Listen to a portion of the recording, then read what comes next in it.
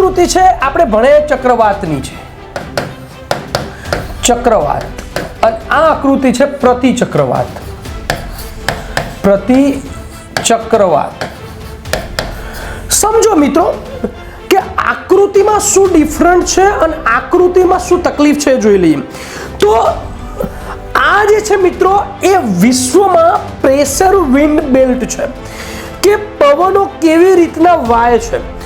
આ તમારા મનમાં કે સાહેબ ચક્રવાતમાં તમે મને પવનો કેમ સમજાવો છો? તો મિત્રો બધું આના ઉપર આધાર રાખે છે.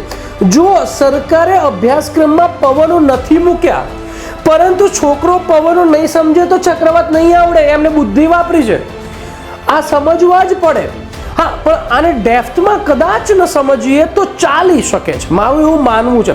પરંતુ આ પ્રશ્નો પૂછે તો પછી આમાં હર્ષદભાઈ કશું ન કરી શકે. સમજો છો મારી વાત? તો સમજો કે 0 અક્ષાંશ વૃત્તે તો વચ્ચે ITC-Z આવી જાય છે, 0 અક્ષાંશ વૃત્તે કોરિયોલિસ બળ લાગતું નથી. હવે સમજો કે જે આ 0 અક્ષાંશ વૃત્તથી પવનો ચડ્યા, જે પવનો લાલ પવનો છે નીચેથી ઉપર ચડે છે, એ લાલ પવનો ચડે એ પવનો પછી ઉતરે છે કેમ? તો મિત્રો તમે જો એ આ પવનો છે નીચે ઉતરે છે 30 થી 35 વચ્ચે, બંને ગોળાર્ધમાં, નોટ ઓનલી એક, બંને ગોળાર્ધમાં 30 થી 35 વચ્ચે આ પવનો તમે જુઓ ઉતરી જાય છે. બરાબર? ખાલી એક આ વસ્તુ યાદ રાખજો કે બંને ગોળાર્ધમાં 30 થી 35 વચ્ચે પવનોનો ઉતરાય એટલે કે નીચે ઉતરે છે. ઉપર ચાલતા નહીં, અવતલન થાય છે, નીચે ઉતરવું. બરાબર?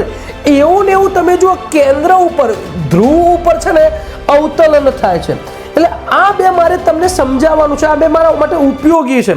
હવે સમજો થોડું કે આ ચક્રવાત છે, આ આપણે રેગ્યુલર સમજે એ ચક્રવાત છે મિત્રો. આ ચક્રવાતમાં શું છે કે આ એનું કેન્દ્ર છે, સમજો. તો અહીંયા પણ એનું કેન્દ્ર છે, આ પ્રતિચક્રવાત છે. પહેલા થોડુંક સમજો, પછી 1 by 1 ધડ આનું પિક્ચર પૂરું થઈ જશે. બરાબર ને? હવે જુઓ કે અહીંયા જે તીર છે, તીર આવા દોરેલા છે, પરંતુ એન્ટી સાયક્લોનમાં તીર આવા દોરેલા છે, અવડા છે. હવે અહીંથી આપણે શરૂઆત કરવાની છે. અહીંથી આપણે બધું જ આખું રચના અને આખું સિસ્ટમ અહીંથી ભેદ થશે.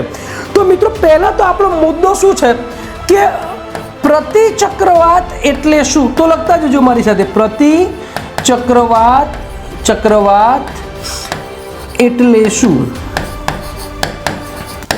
તો મિત્રો આપણે અહીંયા જોવાનું છે, આપણી રેફરન્સ રેન્જ આ છે, એન્ટી સાયક્લોન છે. પરંતુ આપણે સાયક્લોનને બાજુમાં મૂકશું તો જ એન્ટી સાયક્લોનનો ભેદ સમજાશે ને મિત્રો. એટલે હજી કહું છું કે મારી રેફરન્સ રેન્જ આપણે બધું લખીશું આ ચિત્રમાં જોઈને, પણ સમજીશું તો આ ચિત્રમાં જોઈને. તો પહેલું પવનોનું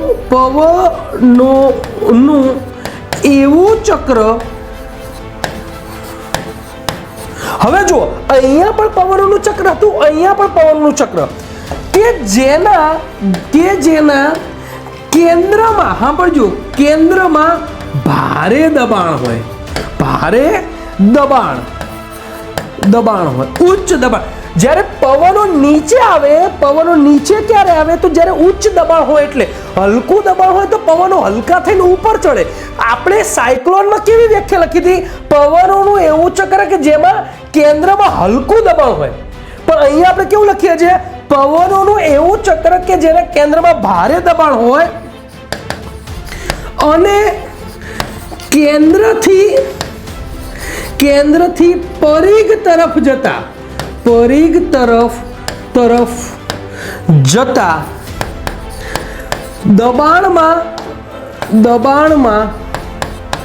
દબાણમાં ક્રમશઃ ઘટાડો થતો જાય. That's all. આને પ્રતિચક્ર